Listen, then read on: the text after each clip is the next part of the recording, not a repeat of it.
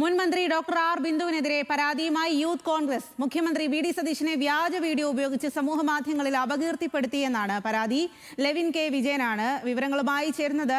Levin, സമൂഹ മാധ്യമങ്ങളിൽ ഒരു പോസ്റ്റ് ഇടുകയും പിന്നീട് അമളി പറ്റി എന്ന് മനസ്സിലാക്കി അത് പിൻവലിക്കുകയും ചെയ്തു എന്നാണ് മനസ്സിലാവുന്നത്. എന്താണ് സംഭവം? അങ്ങനെ തന്നെയാണ്. മുഖ്യമന്ത്രി ആയിട്ടുള്ള വി.ഡി. സതീശനെ പരിഹസിച്ചുകൊണ്ടുള്ള ഒരു പോസ്റ്റാണ് ഉന്നത വിദ്യാഭ്യാസ മന്ത്രിയുടെ ഭാഗത്തു നിന്നും ഉണ്ടായിട്ടുള്ളത്.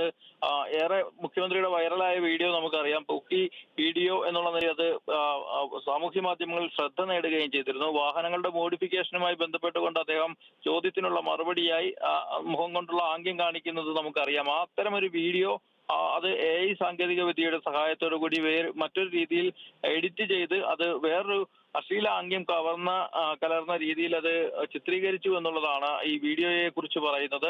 അത് മുൻ മന്ത്രിയായിട്ടുള്ള ആർ ബിന്ദു അത് ഫേസ്ബുക്കിൽ പോസ്റ്റ് ചെയ്യുകയും ചെയ്തു. മുഖ്യമന്ത്രിയെ അപമാനിക്കുന്ന തരത്തിൽ, ഇത്തരത്തിൽ സാമൂഹ്യ മാധ്യമങ്ങളുടെ അപമാനിക്കുന്ന തരത്തിലാണ് ഉന്നത വിദ്യാഭ്യാസ മന്ത്രിയുടെ ഭാഗത്തു നിന്നുള്ള നടപടി ഉണ്ടായത് എന്നുള്ളതാണ് പ്രധാനപ്പെട്ട ആരോപണമായി യൂത്ത് കോൺഗ്രസ് ഉന്നയിക്കുന്നത്. ഇക്കാര്യത്തിൽ കേസെടുത്ത് അന്വേഷണം നടത്തണം എന്നുള്ള നിലയിലുള്ള പരാതിയാണ് യൂത്ത് കോൺഗ്രസ് ഇരിങ്ങാലക്കുട നിയോജക മണ്ഡലം കമ്മിറ്റിയുടെ നേതൃത്വത്തിൽ നൽകിയിരിക്കുന്നത്. ഇന്നാണ് ആ പരാതി നൽകപ്പെട്ടിരിക്കുന്നത്. തുടർ നടപടികൾ പോലീസ് സ്വീകരിക്കുമെന്നുള്ളതാണ് നമുക്ക് അറിയാൻ കഴിഞ്ഞിട്ടുള്ളത്.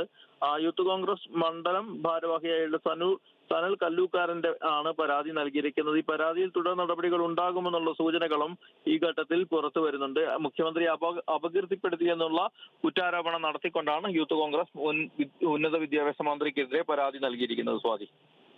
ശരി ലെവിൻ.